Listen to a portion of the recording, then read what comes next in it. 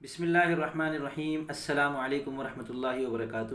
میں محمد اسامہ سرسری، آپ دیکھ رہے ہیں مکتب علوم شریعت کا یوٹیوب چینل MUS۔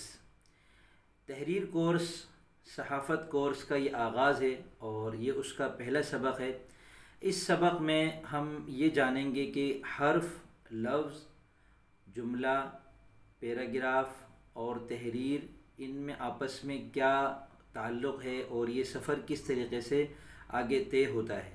علوم و معارف کو آسان کر کے سکھاتا ہے مکتب علوم شریعت۔ سب سے پہلے تو آپ کو یہ بتا دوں کہ اس وقت ہم جو کورس کر رہے ہیں اس میں ہم کیا سیکھنا چاہ رہے ہیں۔ ہم یہ سیکھنا چاہ رہے ہیں کہ ہم اردو لکھنا تو شروع کر چکے ہیں اور اردو بولنا بھی شروع کر چکے ہیں، لیکن اب ہم یہ چاہتے ہیں کہ ہماری اردو میں نکھار پیدا ہو جائے اور ہم ایک اچھے اہل قلم بن سکیں، صاحب قلم بن سکیں، اور جس کو ہم آج کل ادیب کہہ لیں، لکھاری کہہ لیں۔ تو ہم ان اہل قلم میں سے بننا چاہتے ہیں جو اپنے قلم کو بہت اچھے طریقے سے استعمال کرنا جانتے ہیں، خواہ وہ فن کے اعتبار سے ہو یا فکر کے اعتبار سے ہو۔ تو یہاں دو چیزیں ہمارے سامنے آ گئیں، ایک فن اور ایک فکر۔ فکر کا تعلق تو ہمارے مطالعے سے ہے، مشاہدے سے ہے، اور ہماری سوچ سے، ہمارے مراقبے سے، ہمارے غور و فکر سے ہے، تو وہ اس کو ہم بعد میں لیں گے۔ پہلے ہم فن کو لیتے ہیں۔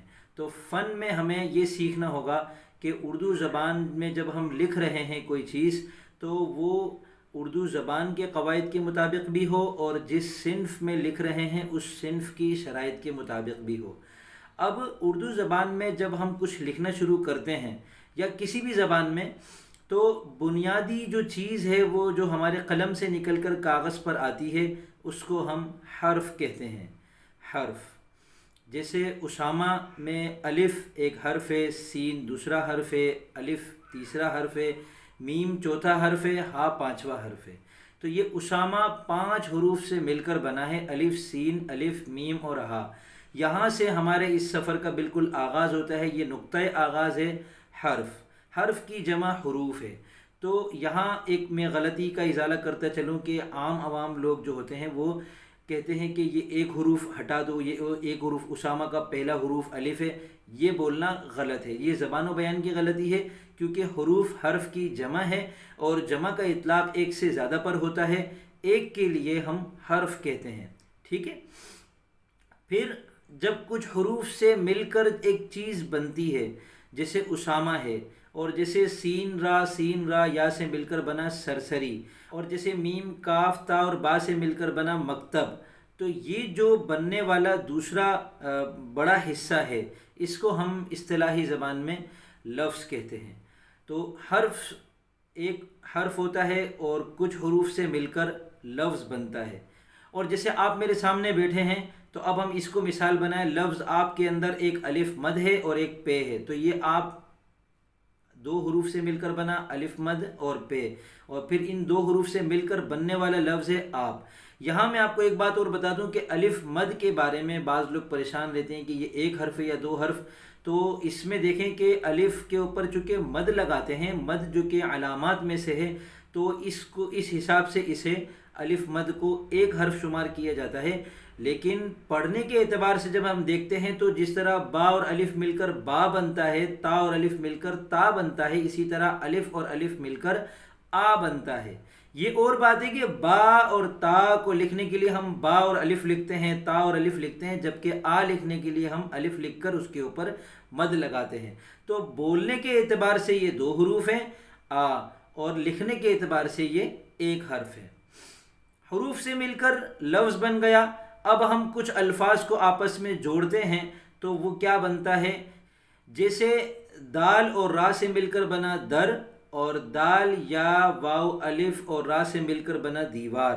اب در اور دیوار کو ہم نے جوڑ کر بنایا در و دیوار۔ در کہتے ہیں دروازے کو اور دیوار کہتے ہیں دیوار کو، یہ دونوں فارسی زبان کے ہیں۔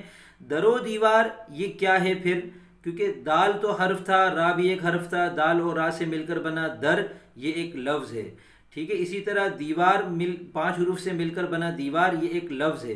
اب در اور دیوار سے مل کر جو بن رہا ہے در و دیوار، اس میں ہم نے بیچ میں واو کا اضافہ کیا ہے، تو یہ جو در و دیوار کا لفظ ہے اس کو ہم کہتے ہیں مرکب، ٹھیک ہے نا. تو یہ گویا یعنی ہم سفر طے کر رہے ہیں، سب سے چھوٹا حرف تھا، حروف سے مل کر لفظ بنا، پھر الفاظ سے مل کر مرکب بنتا ہے. پھر وہ مرکب یا تو مکمل ہوتا ہے یا نامکمل ہوتا ہے. مرکب اگر نامکمل ہو تو آپ اسے مرکب غیر مفید کہہ دیں، یہ نام مشکل لگے تو آپ اسے فقرہ کہہ دیں. لیکن فقرہ جو ہے وہ نامکمل کو بھی بولتے ہیں، مکمل کو بھی بولتے ہیں. اور اگر مکمل ہے تو اسے ہم جملہ کہتے ہیں. تو حروف سے مل کر لفظ، لفظ الفاظ سے مل کر مرکب، اور مرکب کے اندر پھر مرکب ناقص، مرکب تام، یعنی ادھورا مرکب اور مکمل مرکب. بات اگر مکمل ہے تو وہ مکمل مرکب ہے، بات نامکمل ہے تو وہ مرکب ناقص ہے، فقرہ ہے، ادھورا جملہ ہے. ٹھیک ہے.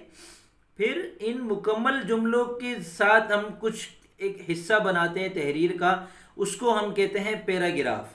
تو یاد رکھیں کہ جب تک ہمارے جملے ایک تسلسل کے ساتھ عبارت کے اندر چل رہے ہوتے ہیں ہم تب تک اگلی سطر میں نہیں جاتے. جب ہم دیکھتے ہیں کہ ایک بات خاص انداز میں مکمل ہو گئی ہے، اب ہم بات کو دوسرے اینگل سے کرنا چاہ رہے ہیں، تو ہم بات وہیں پر ہی ختمے کا نشان لگا دیتے ہیں جس کو ڈیش کہتے ہیں، اور ہم اگلی سطر سے لکھنا شروع کرتے ہیں.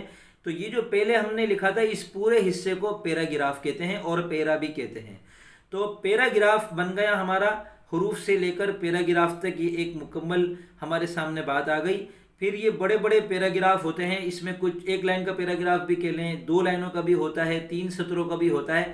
تو یہ جو پیراگراف ہوتے ہیں، اگر کچھ پیراگرافوں کا مجموعہ ہم نے تیار کر لیا اور ایک خاص قسم کی عبارت ہمارے پاس تیار ہو گئی ہے، تو اس کو ہم کہتے ہیں تحریر.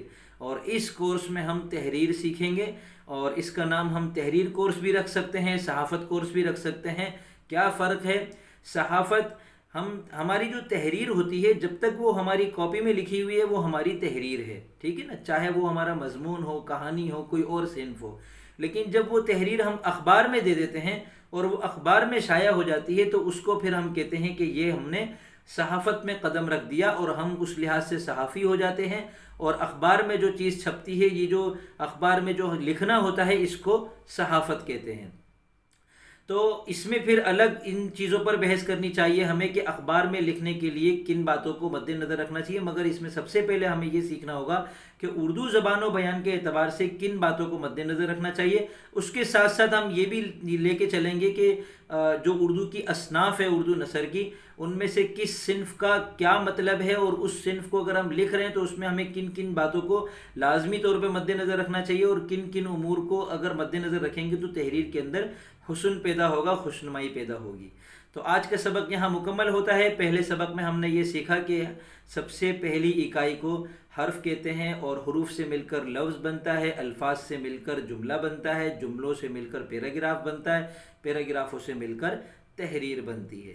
اب اس سبق کا کام آپ کا یہ ہے کہ آپ اپنا ایک چھوٹا سا کچھ لکھیں، 2-3 سطروں میں کچھ بھی لکھیں جو آپ کے دل میں آ رہا ہے، اور اس میں آپ یہ بتائیں کہ اس میں مثلا یہ حرف ہے، 1-2 حروف کی نشاندہی کر دیں، اور 1-2 الفاظ کی نشاندہی کر دیں، 1-2 جملے کی نشاندہی کر دیں، اور پھر یہ بتا دیں کہ یہ جو پورا حصہ ہے اس کا کیا نام ہے. ٹھیک ہے. تو میں دیکھتا ہوں پھر آپ میں سے کون کون کام کر کے پیش کرتا ہے. انشاءاللہ پوری کوشش ہوگی کہ تبصرہ خانوں میں جو احباب کام کر کے پیش کریں گے ہم ان کا کام پورے طریقے سے چیک کریں گے مکمل طور پر، اور ان کو جواب دیں گے، اور جتنا ہمارے بس میں ہوا ہم رہنمائی کی پوری کوشش کریں گے. اور اب انشاءاللہ بات کو ختم کرتے ہیں اور ملتے ہیں اگلے سبق میں. اللہ حافظ.